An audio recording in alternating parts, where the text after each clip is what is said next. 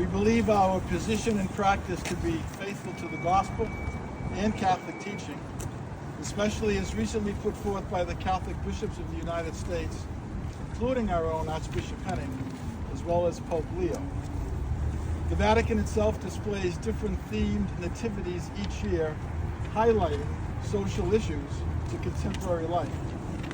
Some of these have also been controversial, like the one focused on the plight of refugees in 2016, all moving beyond static traditional figures and designed to evoke emotion and dialogue. Our hope was to similarly evoke dialogue around initiatives at the heart of contemporary life. That some do not agree with our message does not render our display sacrilegious or is the cause of any scandal to the faithful. Any divisiveness is a reflection of our polarized society, much of which originates with the changing, unjust policies and laws of the current United States administration, not emanating from a nativity display outside of a church in Dedham. It's a prophetic reflection that challenges the faithful to find new paths to bring the good news announced at that first Christmas to all of God's people. We are waiting for an opportunity of dialogue and clarity with Bishop Henning before reaching any final decisions. So you're leaving it for now? Do you have a meeting set up? We're waiting to hear.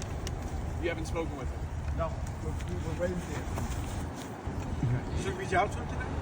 Not, we stuck on call over the weekend. We haven't heard from him. So just their statement that they put out to us is kind of how you're getting your information. Well, I received a letter as well that's similar to that. Reverend, has anyone tried to remove or deface the nativity? No. So no one has attempted to do so. So there's no really a decision whether you're going to take it down or leave it up until you have another conversation. Yeah, we're hoping for dialogue and clarity because the statement has its own. What would compel you to take it down? Excuse me? What would compel you to take it down?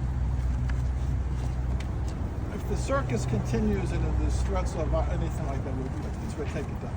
We don't want this to be an ongoing. We're just making a statement. I think we got our message out. Are you glad that it's evoked to an extent this kind of conversation? I know you kind of said that to me the other day that it's part of bringing this issue to light. Yes. What? Would your job be on the line if you kept it up and they tell you to take it down? I have no idea. What? Concerned about that? What feedback have you heard from your parishioners? From the who? From the parishioners on both sides of the issue. I would say overwhelmingly support.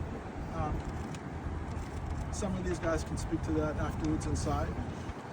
He received applause at every mass this weekend. You want to And step come on over here. And please, if you can, state your name. Father Steve has received applause at every mass this weekend. There was no dissension that I recognize. I attend both masses, and the majority of support that we receive from the majority of websites has been incredibly supportive. There are some we know that the bots sort of play more actively in some sites than others, but really the great majority of telephone calls and text messages, and a lot of them, the great majority is supportive. Well over 80%, maybe closer to 90. That's been the reaction. Father Steve has the support of pretty much everyone in this parish, and we also are doing this. It's primarily because this parish works an awful lot with immigrants. Mostly of these immigrants, they're mostly bona fide refugees that were vetted in their original country. They've come here, and these people are afraid. We work with them on a daily basis. They're frightened to death. One of them we were just talking about, a really nice gentleman, had an incredibly rough life in his prior country, and his buddy was just sent back, no explanation. You probably all realize that at the Faneuil Hall last week, people that were in line to get their citizenship and they were ready for the ceremony, they're plucked out of line. And one agency has had 20 of their clients plucked out of line and were ready to get their citizenship. They've done nothing wrong. They cross every T, they dotted every I, and they're plucked out. People, immigrants and refugees, regardless of their legal status, are incredibly afraid. But these people who have done nothing wrong, they've done everything by the book, they're plucked out. They're plucked out going to get their green card meeting.